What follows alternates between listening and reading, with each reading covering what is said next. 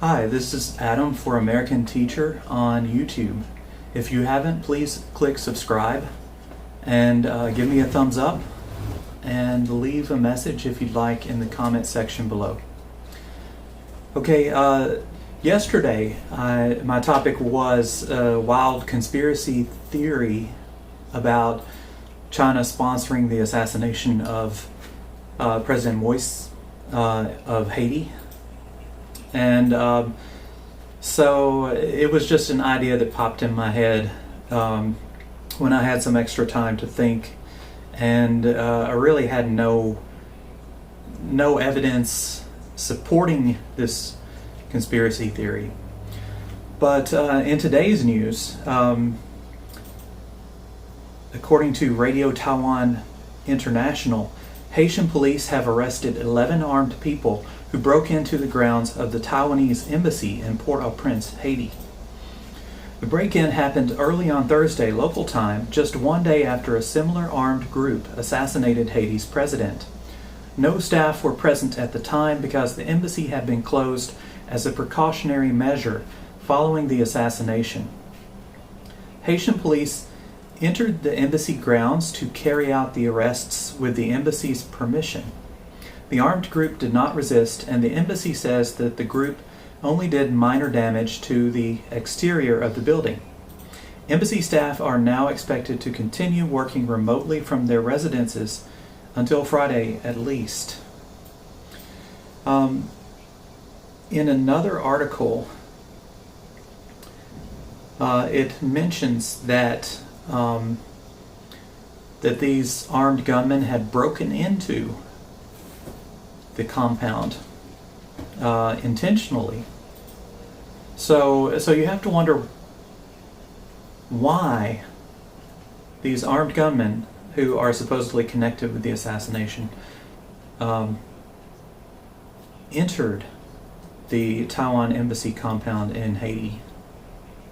Why would they do that? It seems counterintuitive. It's unlikely that Taiwan is going to give asylum to the assassins of the president of one of its allied countries. So why did they invade the Taiwanese embassy compound in Haiti, one of the few countries that actually recognizes Taiwan as a sovereign country? So things are getting interesting. So these 11 gunmen have been arrested, and supposedly they are involved with the assassination, along with some other men. I think there's 20 something in total. 28 mercenaries, according to the Voice of America. So in the Voice of America article, it says Haitian authorities described a heavily armed hit squad of 28 mercenaries made up of 26 Colombians and 2 Haitian Americans involved in the killing of Moise, 53, at his private residence in a wealthy suburb of the capital, Port-au-Prince, before dawn on Wednesday. So they said as of now, 17 men have been detained. That article is dated July 9th, 2 a.m.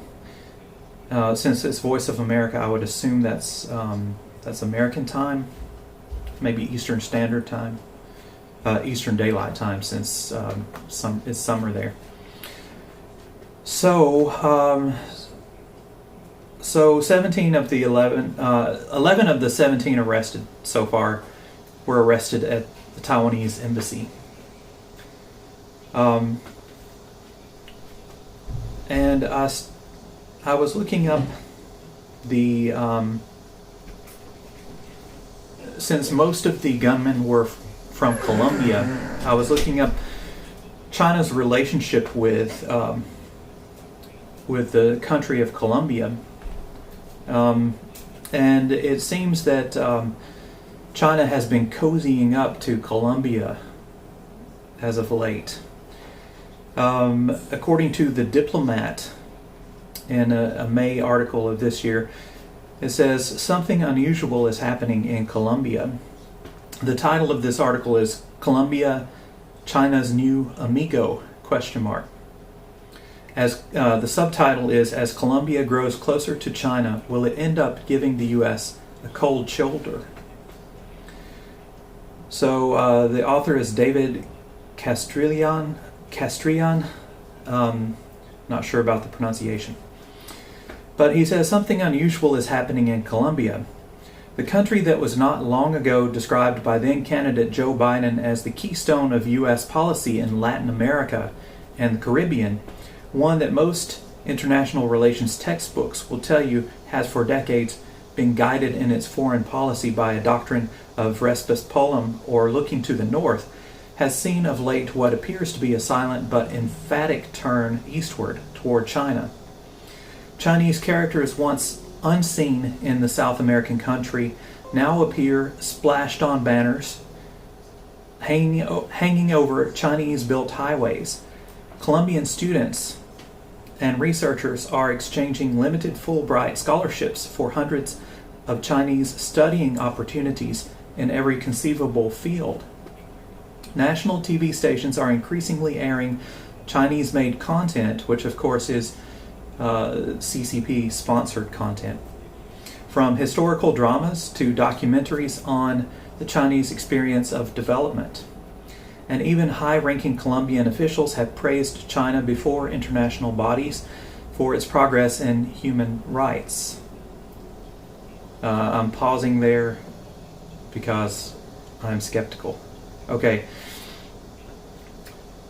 So to the skeptical observer, the author notes, something appears to be afoot. So what is behind the thinking of Colombian President Ivan Duque's administration? Is this meant to be a definitive shift away from the U.S. and into the arms of China? Evidence of increased China-Colombia convergence can be found in almost all spheres, but no area best exemplifies this than sanitary cooperation during the pandemic.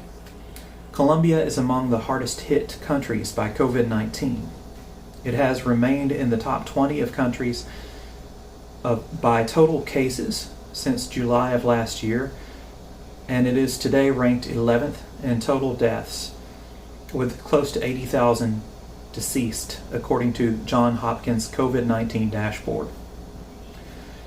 Prolonged and strict lockdowns have been implemented to slow down the two past waves of new cases, but they have come at a price.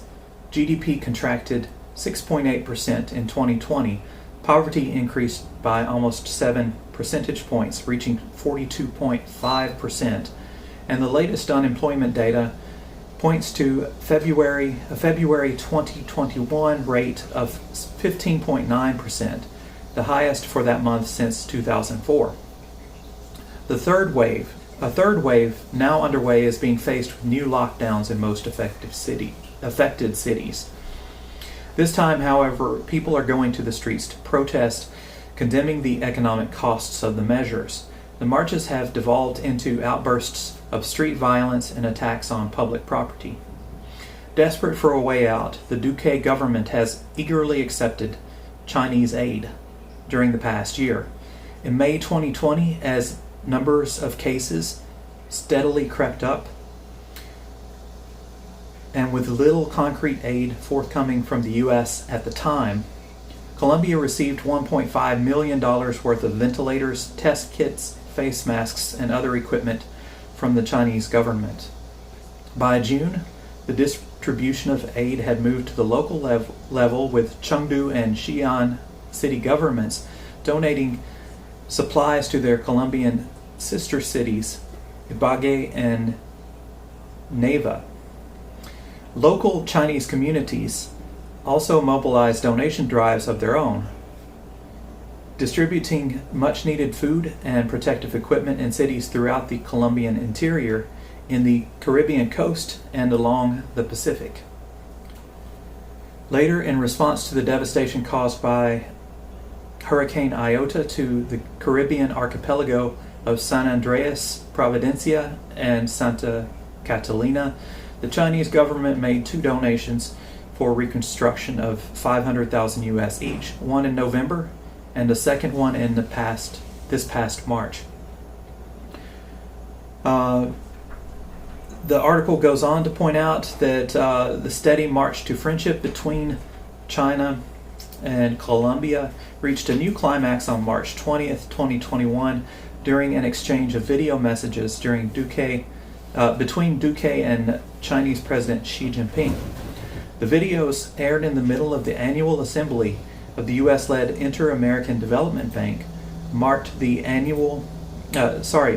arrival to Colombia of the fourth shipment of Chinese-made vaccines against the coronavirus. By that date, the country entered its third wave of cases. 76.6% of all vaccines received by Colombia had come from the Chinese pharmaceutical company Sinovac Biotech. In other words, it was China that was once again coming to the aid of the Colombian people in their hour of need. President Xi's video address, directed to the Colombian people, stressed the power of the friendly cooperation in the face of the common challenges to bring the two countries together regardless of distance. Duque, for his part, profusely thanked his counterpart for the speed and pragmatism with which China made its vaccines available, vowing to work toward a stronger bilateral relationship. So I'm kind of seeing echoes of the past here, the Cold War, getting away from the article now. Russia undertook a similar stance during the Cold War, trying to cozy up with some Central and South American countries, because basically Central and South America are the USA's backyard. And by influencing the U.S.'s neighbors, China, I'm sure, hopes to also influence the U.S. in the long run. So China is making huge inroads in Central and South America, trying to exert its influence there. But it seems like the Colombian government and the Chinese government are much friendlier than ever before. And so it stands to reason, if these assassins, if they were hired by the CCP, and that's a big if they are extradited back to Colombia, will they ever face charges for their role in the assassination of the Haitian president? So this is something we need to watch closely, and I think America was right to withdraw its troops from Afghanistan, because China is trying to exert influence much closer to home, and eventually China will overextend itself, much as the Soviet Union did during the Cold War. I mean, if it continues down this path, makes the same or similar mistakes that the Soviet Union made, it will overextend itself, and that's something the U.S. doesn't want to do. They don't want to overextend themselves. So yeah, it's not. I don't think the U.S. is undertaking a policy of isolationism. They're taking a very pragmatic policy towards U.S. National security in withdrawing troops from Afghanistan, because in the near future they might be needed much closer to home. Let's hope it doesn't come to that. Let's hope that cooler heads prevail. So anyway, I just thought I would update you on the situation with the assassination of the Haitian president. I found it interesting that other than a few sources, this hasn't hit mainstream media. The story about the Taiwan embassy being raided by the gunmen who were involved in the assassination of the Haitian president. As far as I know, I just checked an hour ago, I didn't see anything regarding this on CNN. I didn't see anything on Fox News or the other major outlets. So maybe we'll have to wait and see. It's still early morning hours in the U.S. right now, whether or not the news agencies there will pick this up and run with it. But I thought it was a very interesting development. If you have any comments, please leave them in the comment section below. Give me a thumbs up. Thanks for watching American Teacher.